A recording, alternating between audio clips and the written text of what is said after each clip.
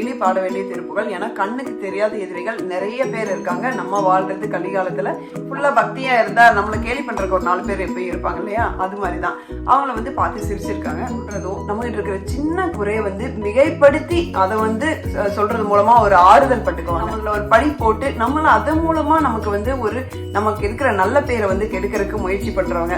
நியாயம் நம்ம பக்கம் இருக்கும் பட்சத்தில் அவர்களுக்கான பதிலடியை இந்த திருப்புகள் கொடுக்கும். சமயம் பாத்தீங்க அப்படின்னா அவர்களால நமக்கு இருக்கிற நல்ல பெயர் கெடும், நம்ம வளர்ச்சி பாதிக்கும், நம்ம மன அழுத்தம் பாதிக்கும், இதனால நம்ம உடல்நிலையும் பாதிக்கும். இந்த மாதிரி அதை விட எனக்கு இம்மீடியட்டா ஒரு சொல்யூஷன் வேணும் அப்படின்னா நான் எப்பவுமே சொல்றேன், அந்த பாராயணம் வந்து உங்களுக்கு கண்டிப்பா ரொம்ப நல்ல ரிசல்ட் கொடுக்கும். அது முருகா சரணம். நாவல் சரஸ்வதி நற்றுணையாக காக்க காக்க கனகவேல் காக்க. எல்லாருக்கும் வணக்கம். அனிதா பேசுகிறேன் யூகேல இருந்து. இன்னைக்கு வீடியோ திருப்புகள் வீடியோ. நம்ம ஸ்ட்ரெயிட்டாக கண்டென்ட் கொள்ள போகலாம். அதுக்கு முன்னாடி நம்ம சேனலில் உங்களுடைய வாழ்க்கையை நல்ல விதமாக மாற்ற போகும் நிறைய குவாலிட்டியான வீடியோஸ் வந்துட்டு இருக்கு. அதை தவறாமல் நீங்கள் பார்க்கணும் அப்படின்னா சேனல் சப்ஸ்கிரைப் பண்ணாதுங்க, சப்ஸ்கிரைப் பண்ணிக்கோங்க, ஒரு லைக் பட்டனை தட்டி விட்டு இப்போ வந்து நம்ம ஸ்ட்ரெயிட்டாக வீடியோக்குள்ள போகலாம்.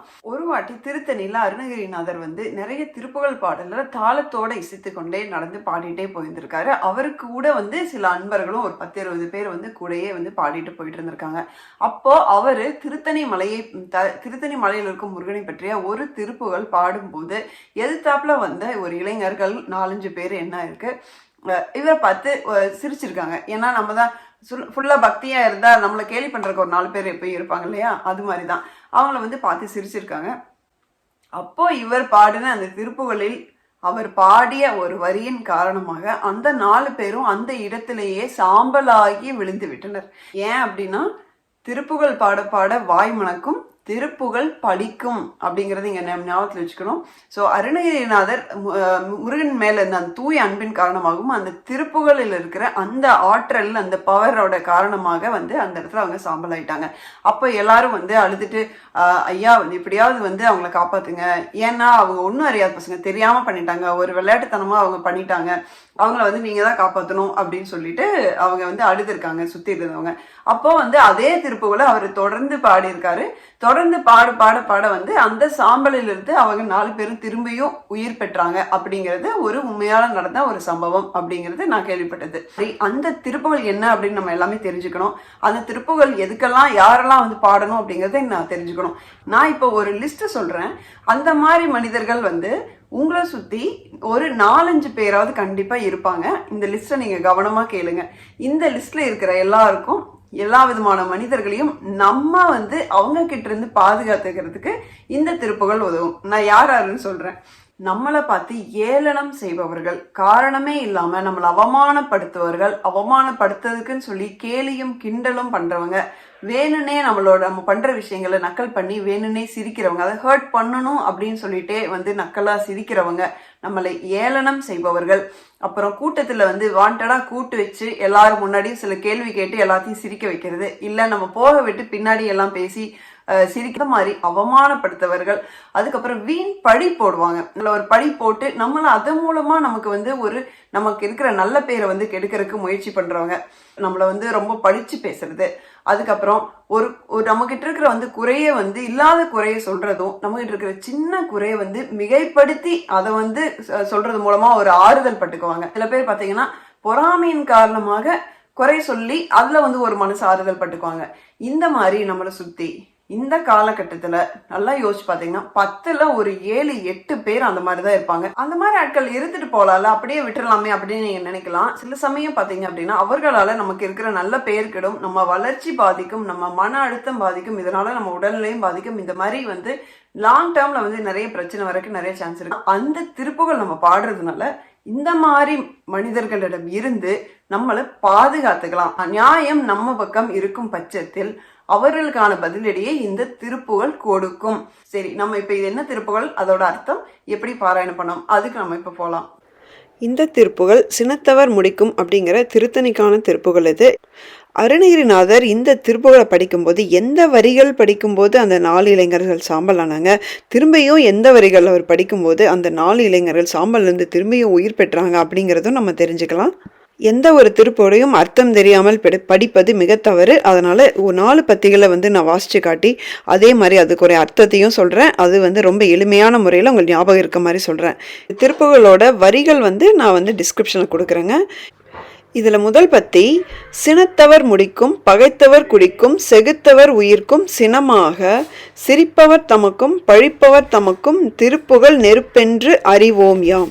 இதுக்கு என்ன அர்த்தம்னா, முருகன் அடியவர்களை கோவிப்பவர்களோட தலையும் அவர்களை பகை செய்தவர்களோட குடும்பத்தையும் அவர்களோட கொன்றவர்களின் உயிரையும் அவர்களை கண்டு கோபமா ஏளனமா சிரிப்பவர்களையும் அவர்களை பழிக்கும் தன்மையுடையவர்களையும் திருப்புகழே நெருப்பாக்கி அடியோடு அழிக்கும். இதை நாம் அறிந்து கொள்ள வேண்டும் அப்படிங்கிறது தாங்க இதுக்கு அர்த்தம். இதில் அருணகிரிநாதர் திருப்புகழ் நெருப்பென்று அறிவோம் யாம் அப்படிங்கிற அந்த வரிகளை பாடும்போது தாங்க அந்த இளைஞர்கள் 4 பேரும் சாம்பல் ஆயிட்டாங்க.